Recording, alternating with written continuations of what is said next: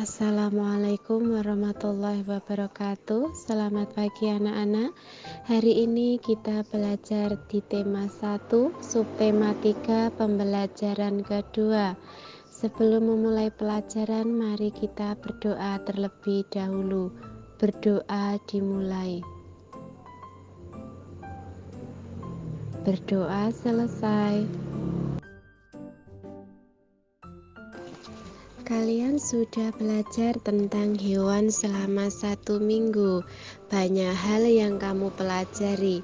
Kalian sudah tahu bahwa hewan berkembang biak dan jenis hewan yang hidup di negara-negara ASEAN. Menarik bukan? Mengingatkan kembali, Garuda Pancasila adalah lambang negara Indonesia. Burung Garuda besar, gagah, perkasa. Lihatlah perisainya. Perisai itu memuat simbol dari sila-sila pada Pancasila. Pancasila adalah dasar negara kita.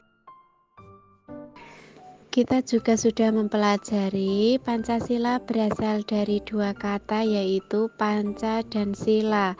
Panca artinya 5, sila artinya dasar atau aturan. Pancasila artinya 5 dasar atau aturan. Mengingatkan kembali, pada Pancasila terdapat 5 simbol dan 5 bunyi yang berbeda-beda di setiap simbolnya. Contoh penerapan sila pertama Pancasila. Sila pertama Pancasila membahas sifat-sifat luhur atau mulia yang harus dimiliki segenap bangsa Indonesia.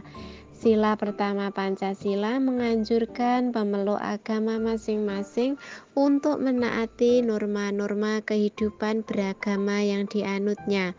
Ketuhanan dalam sila pertama Pancasila menjadi salah satu prinsip dasar dan penyatu bangsa Indonesia. Pemahaman tentang sila pertama Pancasila juga bertautan dengan keempat sila Pancasila lainnya.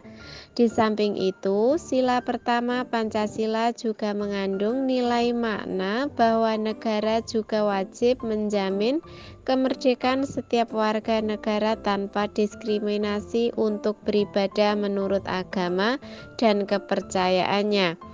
Perwujudan kewajiban negara tersebut salah satunya dengan menciptakan suasana yang baik, memajukan toleransi dan kerukunan agama, serta menjalankan tugas untuk meningkatkan kesejahteraan umum sebagai tanggung jawab yang suci. Di Indonesia ada 6 agama, yaitu Islam, Kristen, Katolik, Hindu, Buddha, dan Konghucu.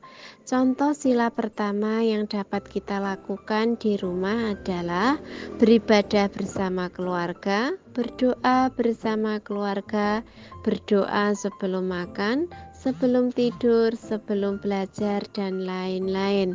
Saat berdoa dan beribadah, kita harus bersungguh-sungguh karena kita berdoa kepada Tuhan. Di bawah ini adalah lambang atau simbol kedua Pancasila. Bunyinya kemanusiaan yang adil dan beradab. Contoh penerapan sila kedua Pancasila di rumah adalah membantu adik belajar membaca, membantu ibu membersihkan rumah, membantu ayah mencuci motor atau mobil. Penerapan sila pertama dan kedua di tempat bermain. Contoh penerapan sila pertama di tempat bermain yaitu tidak lupa waktu beribadah ketika bermain, memberi kesempatan pada teman yang ingin beribadah, tidak mengajak teman yang berbeda agama, menghormati teman yang berbeda agama. Sedangkan contoh penerapan sila kedua di tempat bermain yaitu mematuhi peraturan dalam permainan, membantu teman yang jatuh, sulit untuk menentukan kelompok bermain, mengajak teman bermain. Apakah kalian ingat dengan lambang Pancasila di bawah ini dan bagaimana bunyi silanya? Ya, itu adalah lambang sila ketiga Pancasila yang bunyinya Persatuan Indonesia. Nah, sekarang penerapan sila ketiga di rumah apa saja ya? Contoh penerapan sila ketiga Pancasila di rumah adalah tidak bertengkar dengan saudara, hidup rukun dengan keluarga, saling membantu dalam keluarga.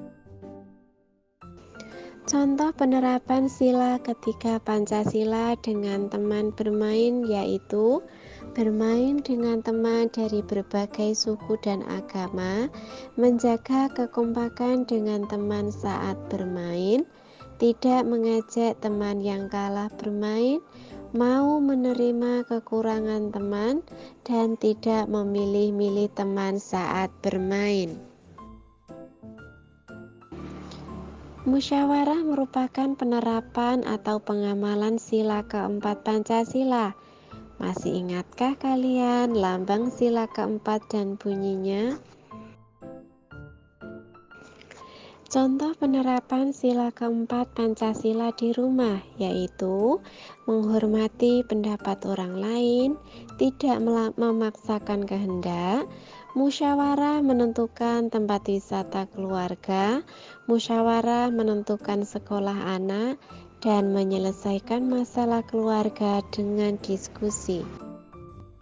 Sedangkan contoh penerapan sila keempat Pancasila dengan teman bermain yaitu menghargai perbedaan pendapat dalam bermain, berdiskusi tentang aturan permainan, menerima keputusan pendapat dengan lapang dada, dan tidak memaksakan kehendak jika membuat peraturan permainan. Tentunya kalian masih mengingat lambang dan bunyi sila kelima. Contoh penerapan sila kelima Pancasila di rumah adalah pandai membagi waktu untuk belajar dan bermain, rajin menabung, dan bergotong royong membersihkan rumah. Sedangkan contoh penerapan sila kelima Pancasila di tempat bermain adalah bermain bersama teman harus adil, tidak bermain curang, berbagi makanan dan minuman secara adil dengan teman, memuji kehebatan teman, bergotong royong membersihkan tempat bermain, dan bermain sesuai dengan giliran. Lina memiliki seekor kucing. Ia sangat menyayanginya. Kucing Lina senang bermain. Terkadang, Lina mengajaknya bermain di taman atau di halaman rumah. Kalau Lina sedang bersekolah atau sedang bepergian, kucing Lina bermain sendiri, memanjat atap rumah, berguling atau bermain dengan bola adalah hal yang disukainya. Pagi ini Lina sangat sedih. Kucingnya terjatuh dari atap rumah. Saat Lina mendekati kucingnya, Lina melihat kaki kiri kucing terluka. Lina panik. Tetangga Lina adalah seorang dokter hewan. Lina membawa kucingnya ke sana. Dokter hewan sangat teliti mengobati kucing Lina. Ia memasang perban untuk menutupi luka kucing. Setelah diobati, Lina membawa kucingnya pulang. Ia senang karena kucingnya sudah bisa berjalan kembali. Apa yang kamu lakukan apabila menjadi Lina terkait penerapan sila Pancasila? Silahkan kalian tulis jawabanmu di buku tugas. Demikian belajar kita hari ini, tema 1, subtema 3, pembelajaran 2. Semoga bermanfaat. Terima kasih. Wassalamualaikum warahmatullahi wabarakatuh.